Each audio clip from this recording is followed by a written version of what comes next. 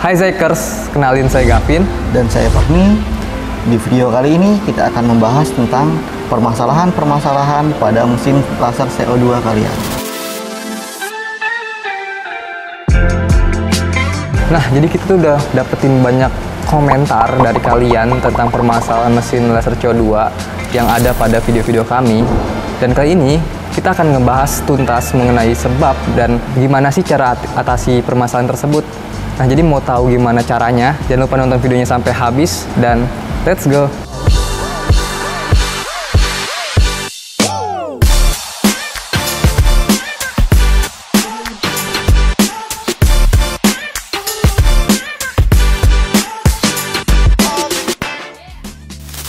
Oke, pertanyaan pertama, kalian bisa lihat komentarnya itu di sini. Nah, jadi pertanyaan itu dari Ferry Asmoro. Dia itu bertanya, Kak mau nanya, mesin saya Zyco 4060 controller Ruida, dia menggunakan aplikasi RDWalk. Dia ingin bertanya, apa benar kalau pakai Windows 10 nggak bisa ya? Selama ini pakai Windows XP. Nah, gimana tuh menurut Bang Fahmi?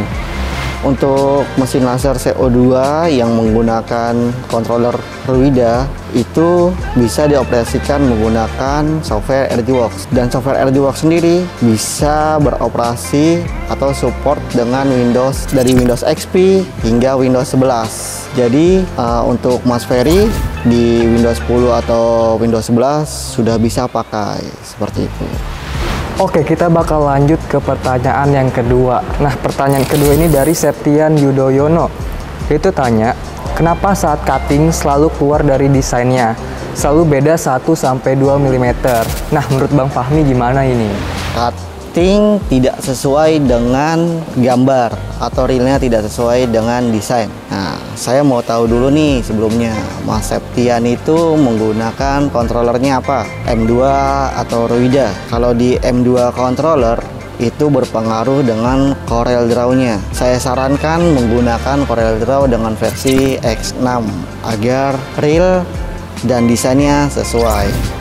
Untuk yang Ruida controller, Mas Septian bisa masuk ke vendor setting, lalu Mas Septian bisa masukkan passwordnya, dan di situ ada X dan Y. Nah, jika Mas Septian yang selisihnya itu di kiri kanan, bisa diatur di yang X. Kalau selisihnya di atas bawahnya, bisa diatur yang Y-nya. Nah, di X dan Y itu ada step length. Di dekat step length itu ada titik 3. Mas Septian bisa klik di situ, lalu di situ ada grab length. Mas Septian isi dengan desainnya berapa, terus di bawahnya ada measure length, dan Mas Septian bisa isi dengan hasil realnya berapa, lalu di OK, diklik OK. Nah, sehabis itu Mas Septian bisa dicoba kembali apakah sudah benar atau belum, seperti itu. Itu sih saran dari saya untuk mengkalibrasi Ruida controller. Oke, masih ada lagi pertanyaan dari Yulia Wati Subamia. Nah, mau tanya Pak, saya pengguna baru, mesin baru jalan sekitar 3 bulan. Air menetes, dikasih lem, ternyata bertahan 1,5 bulan. Di awal dengan tenaga power yang hilang, setelah dicek ada tetesan air lagi di ujungnya, ada yang retak. Apakah bisa diservis? Nah, untuk tabung retak, jika dilem kemungkinan masih bisa bertahan.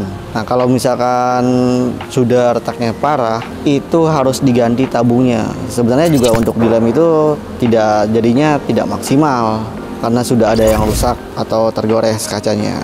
Saya sarankan untuk mengganti tabungnya dengan tabung baru agar mesin berjalan dengan normal dan efisien.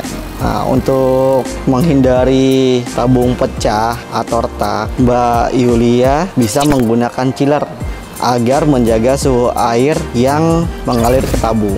Nah, suhu air itu penting karena semakin panas suhunya, itu tabungnya juga semakin panas. Kalau lama-kelamaan bisa pecah atau retak, seperti itu.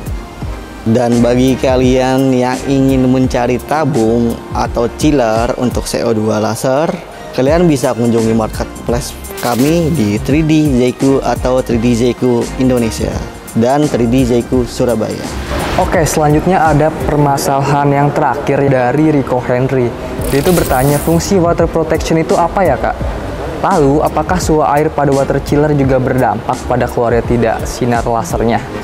Terima kasih. Oke, jadi kita bakal bahas pertanyaan terakhir ini. Gimana nih menurut Bang Fahmi? Nah, untuk pertanyaan selanjutnya dari Mas Riko Henry. Nah, di sini Mas Riko bertanya fungsi mengenai water protection dan apakah suhu air itu berpengaruh kepada tabung. Yang pertama saya akan jawab, fungsi dari water protection sendiri yaitu dia sensor untuk air yang mengalir ke tabung. Jadi jika water protection-nya kendor atau bermasalah, tabung sendiri tidak akan mengeluarkan laser atau cahaya seperti itu. Nah, ini apakah berpengaruh suhu air dengan tabung? Untuk suhu air dengan tabung itu sangat berpengaruh.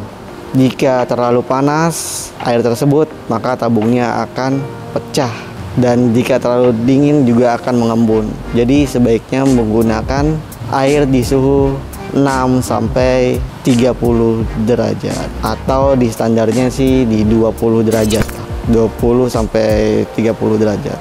Nah, untuk Mas Riko ingin memastikan suhu airnya stabil, bisa menggunakan chiller. Jadi fungsi chiller sendiri itu untuk menstabilkan suhu air yang mengaliri tabung. Jadi jika lebih dari 30 derajat atau 35 dia akan mengeluarkan sensor di chillernya. Jadi lebih aman menggunakan chiller seperti itu.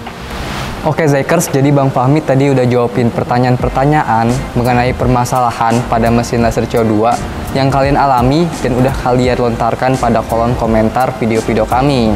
Nah, bagi kalian yang ingin pertanyaannya dijawab atau dikasih solusi oleh kita, kalian bisa menulis di kolom komentar di video ini. Nah, untuk video kali ini cukup sekian. Semoga video ini bermanfaat bagi kalian. Dan jangan lupa like, Comment, and subscribe. and see you Zaikers. Bye-bye.